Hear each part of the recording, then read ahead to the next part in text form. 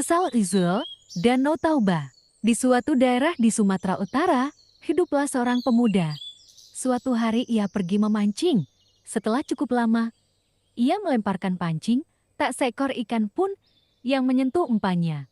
Pemuda itu mencoba, sekali lagi melemparkan pancingnya.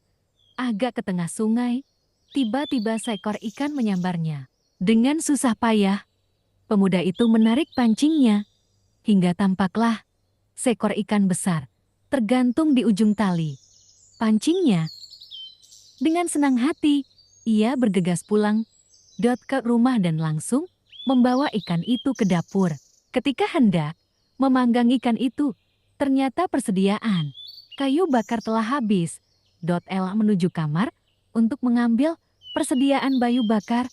Saat kembali ke dapur, ikannya lenyap dan berganti dengan beberapa keping uang emas.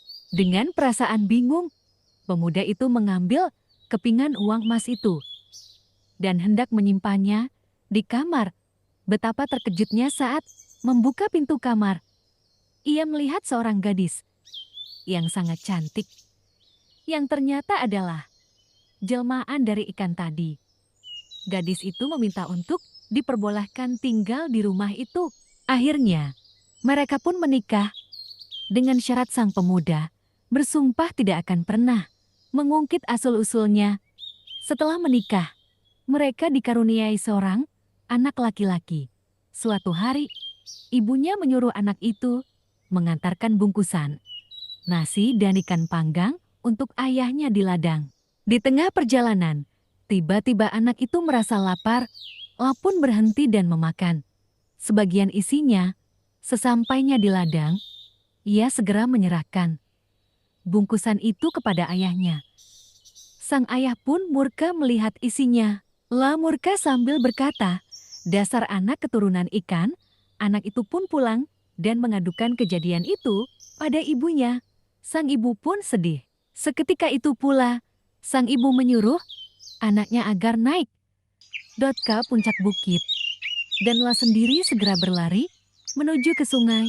Saat ia berada di tepi sungai, cuaca yang semula cerah tiba-tiba berubah menjadi gelap gulita. Langit bergemuruh disusul petir, menyambar-nyambar disertai hujan yang sangat deras. Pada saat itulah, sang ibu segera melompat ke dalam sungai dan tiba-tiba berubah menjadi seekor ikan besar. Dalam sekejap, sungai itu banjir, menyebabkan genangan air yang luas dan akhirnya berubah menjadi sebuah danau yang sangat besar. Oleh masyarakat setempat, danau itu dinamakan Danau Toba.